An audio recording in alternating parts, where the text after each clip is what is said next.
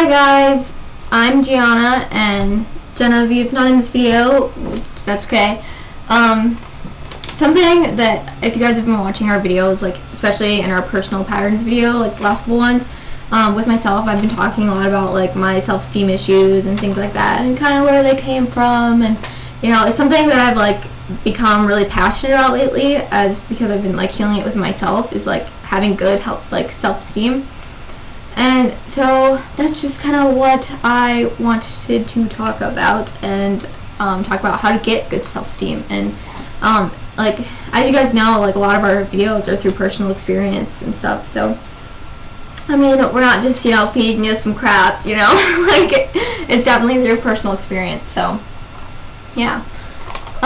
Well, first of all, like I want to talk a little bit about my personal self-esteem. Like in our last video, in our personal patterns video, I talked about how like, oh, it came from like my first boyfriend, and like he made me feel like this big about myself, and you know, which was true. Like, yeah, that was true, but it didn't originate there. I was just kind of like predisposed to it because of like family stuff. Like I realized that it came from like my childhood, you know, and you know, most stuff does. It's like it usually stems from something with our parents, whether it's intentional or unintentional. And I don't know, it's just like I realized that it came from my mom. And you know, as you guys know, like we don't always have, like me and Jenna, we don't always have the best relationship with our mom, and that's okay, you know, like we're all human and stuff. But I don't know, there was a point where it got really bad, and I definitely, like, I personally believe that your parents are supposed to like love you and make you feel safe and nurtured no matter what, and that should be their priority, and they should always make sure that their children feel loved, and that they should definitely make it like a priority to make sure that they're, you know, to take care of their children, not just physically but mentally and emotionally as well.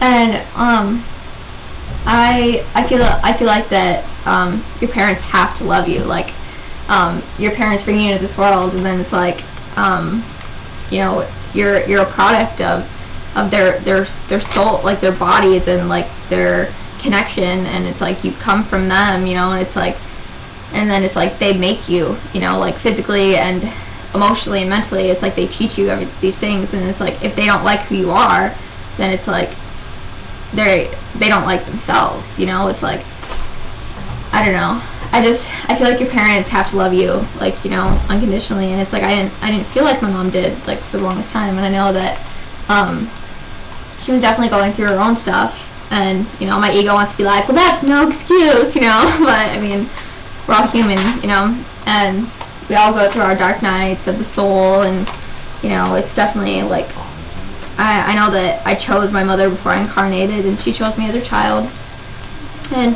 But I guess I want to talk about like why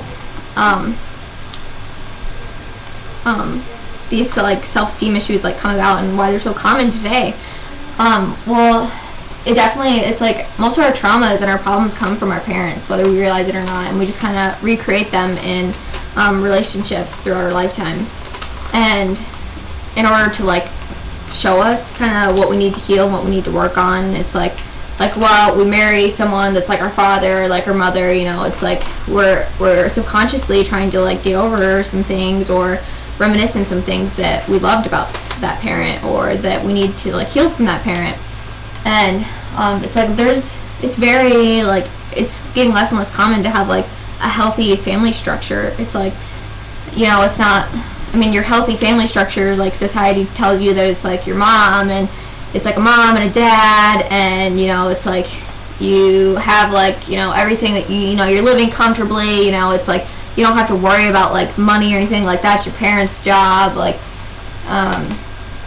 how was your day, kiddo? You know, oh, you look beautiful, honey. Like, you know, here's your allowance, you know, it's like, or whatever, you know, oh, I'll buy you your first car, you know, like, you know, they it's like there's that sense of security, like emotionally, mentally, and physically. And it's like not everybody has that. Like not everybody gets a mom and a dad. Not everybody, some people don't even have their mom and dad. Some people have like their grandparents, you know, or some people just have just their mom or just their dad, you know. It's like they're not getting like this, like exposed to like this masculine energy or this feminine way, or it's like, and it's like, so we're coming out like imbalanced, and having these issues when it comes to men in relationships, or these issues when it comes to like accepting love and feeling loved because of like lack of love or lack of nurture from our parents or our childhood or whatever. And it's like, I know with myself that it's like everybody has these ways of feeling loved and expressing love, and it's like, it's definitely deep rooted to our childhood and how we're raised and how we're nurtured as like children, like when we're very young. But it's like, I don't know, there's this book, it's like the 5 main love languages, and it's like totally legit, okay? But it's like, some people like interpret love through like acts of like or gifts, or like acts of service. Like if you do something for somebody, like I know with my mom, like her love languages are totally acts of service and gifts. Like, so if I were to do the dishes, my mom would be like take that in as, wow, Gianna really loves me and she respects me because she did those dishes, or she bought me that because she knows how much it meant to me, or it would mean to me.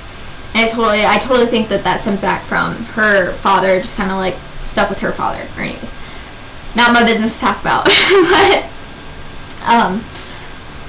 and with me, I know that those like aren't my love languages, but and it also can be interpreted like, it can be like the shoe on the other foot or whatever. Like if I don't do the dishes, like my mom could just take that so personally, because if I don't do those dishes, then therefore I must not respect her and I must not love her, and so therefore like not doing the dishes can just turn into like WWE, like something crazy.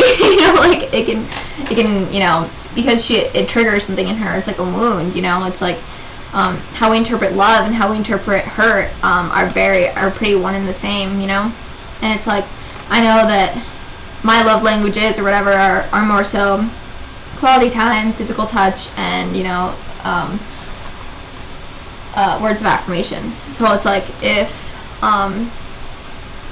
my mom like tells me that, oh, I'm a piece of shit, or I'm ugly, or or just like whatever, like that could hit really close, that could just like tear me down. But if my mom doesn't buy me something, or if my dad like didn't do something for me, like that's not gonna really matter to me as much. I'm not gonna really interpret it that way, because that's just not how I interpret love, And it's like, but if my mom like gives me a hug and tells me that she's proud of me, I don't know, just like wants to see me and wants to spend time with me, like that's gonna, to me, that means that she cares about me and that she loves me. And that's not just like with my mother, it's like with anybody. Like if anybody wants to just like spend time with me, or like if somebody just like gives me a hug, or is like physically affectionate towards me, or tells me like good things to me, like says good things and nice things to me, like that, to me, that shows me that they care about me, and that's, it's kind of different, like it differs from person to person. But I mean, also like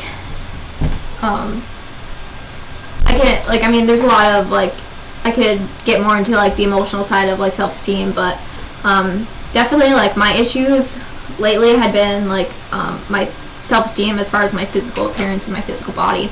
So I just kind of want to talk about that, so this video isn't horribly long.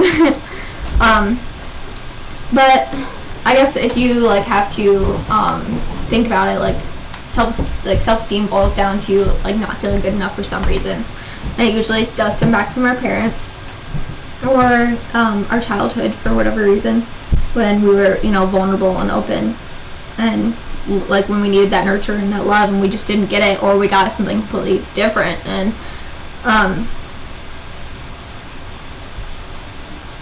also like society totally preys on that. It's like I don't know, it's like if you mix in this like imbalanced family structure, or these things that we didn't get, or these things that we got too much in our childhood, mixed with like society showing you like you have to look this way in order to be accepted, in order to be cool, you have to do this or look this way in order to be sexy, you need to be wearing that and look like that and act like that, you know, and it's like, and if you're not, then therefore you're not cute, sorry, you're go, you know, you're not good enough, get out of here, you know what I mean? But, and it's total, like, it's like we're programmed to believe, like, these certain, things, and that we're supposed to be this certain way in order to, be pretty. And we're noticing, like, I saw this video the other day, like, it like, broke my heart. It was, like, all these little girls, and, again, you know, mirrors, whatever, totally a mirror of me, and, you know, I'm a mirror of them on whatever, but it was all these little girls, and it was just, like, somebody, like, took clips of these little girls, like, making their own YouTube videos, and, like, I just want to know, am I pretty or am I ugly? And I was just, like, that just made me want to cry, like, of course, it's, like, I just don't understand how people can, think so of themselves.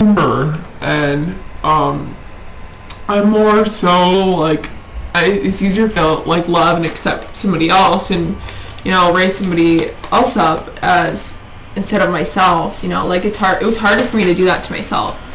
And, you know, I've definitely been working on that, and, because, I mean, you can't really fully, like, help other people until you're, like, you know, doing good with yourself, you know, and I just,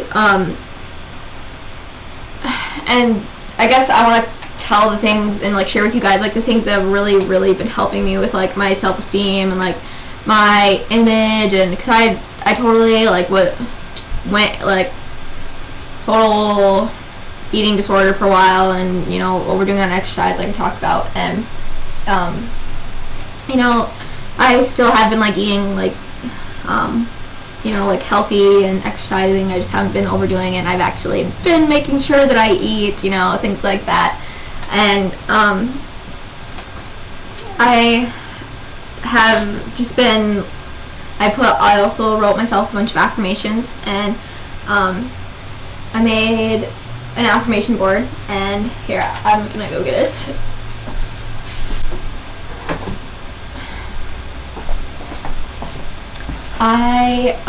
Like, these aren't all, like, for self-esteem or whatever, but they're just mine, what I need for me. This is, like, my little picture board thing, and I just kind of got some note cards and, wrote some things that I wanted for myself to remember, and, these ones definitely helped me, like, a couple of these that I just kind of want to, emphasize on them and why they help me.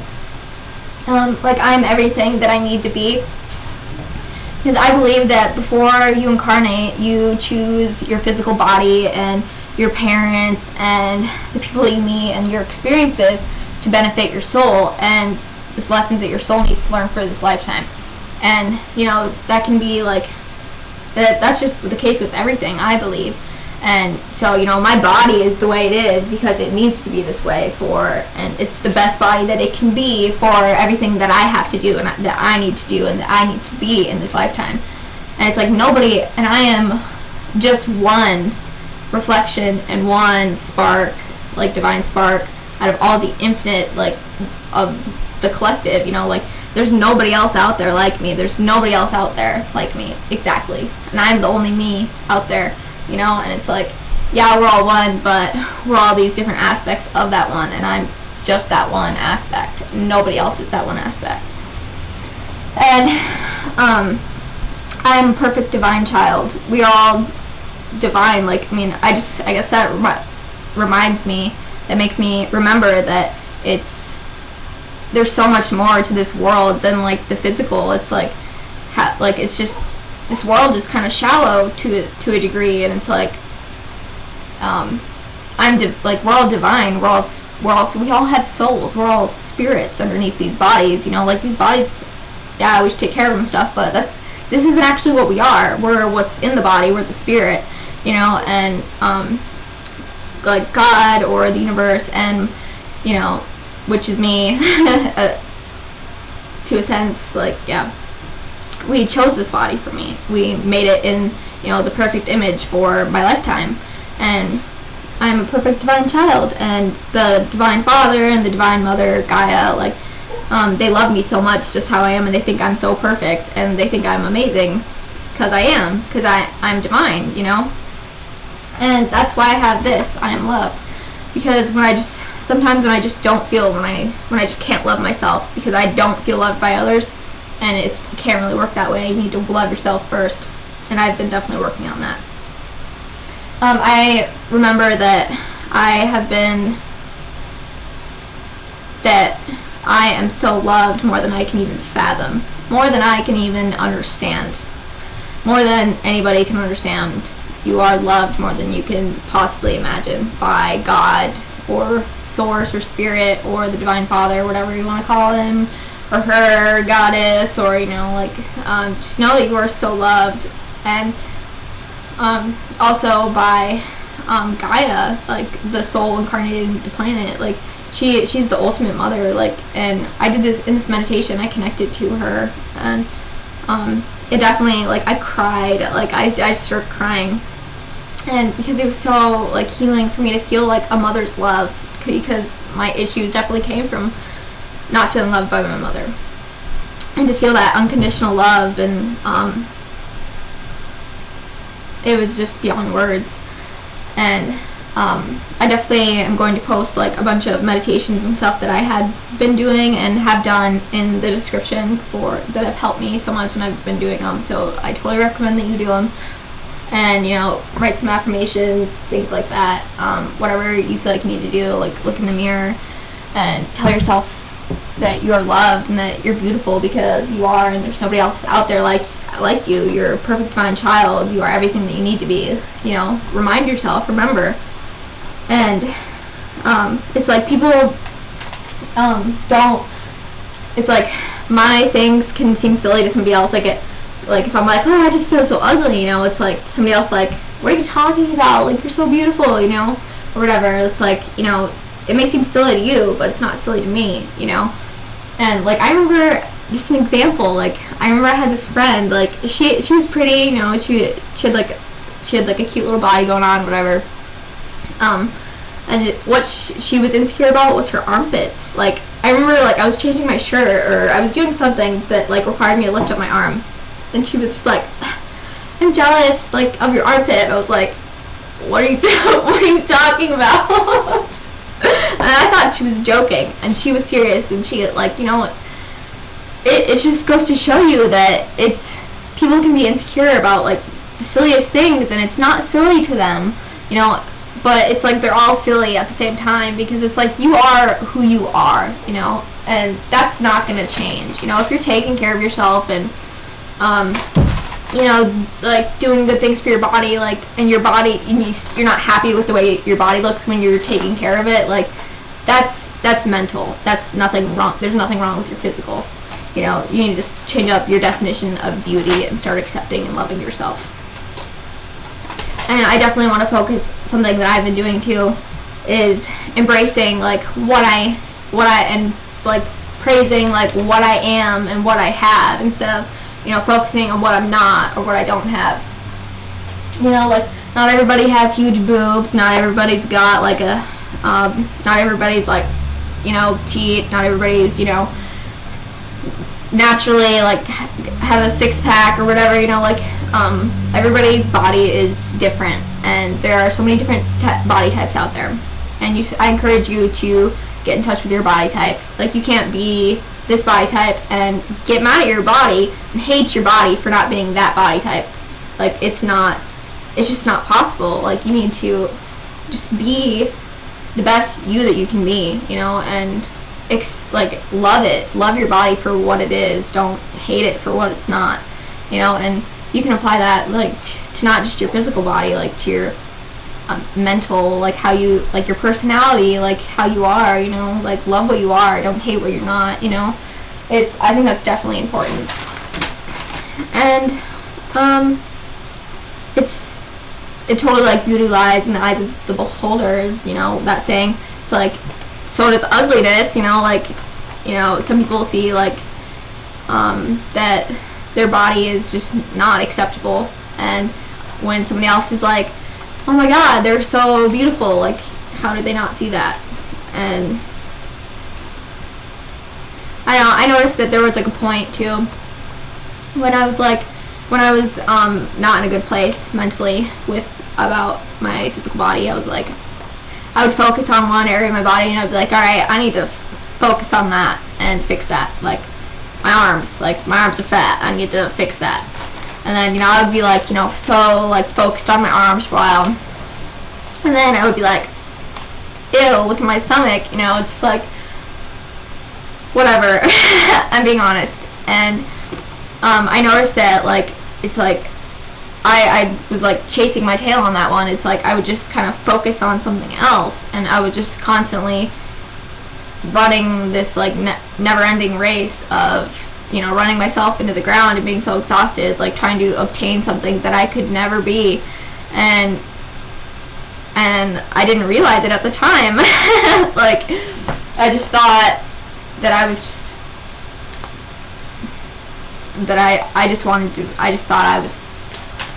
I didn't see that I was being so unhealthy at the time. And I don't think a lot of us realize that.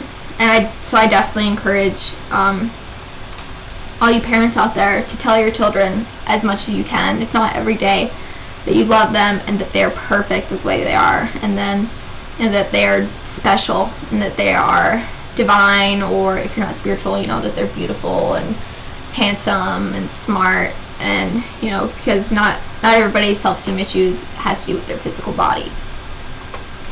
Some people can just feel stupid or whatever. So tell your children every day that they're beautiful and that they're smart and that they're special and that they're kind and that they're important and that they matter.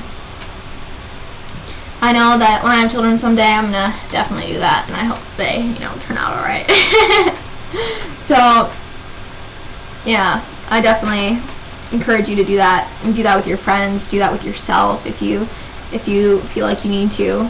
And remember that you really are everything that you need to be, and you're a perfect divine child, and you're a divine spark, and you're not limited by your physical body, So I know this video is probably really long, and if you guys actually watched the whole thing, thank you. And I'll post the meditations that I've been doing for self-esteem and things like that in the description. So check this out. I love you guys, and you're so beautiful, and you're so special, and you're so smart. Mwah.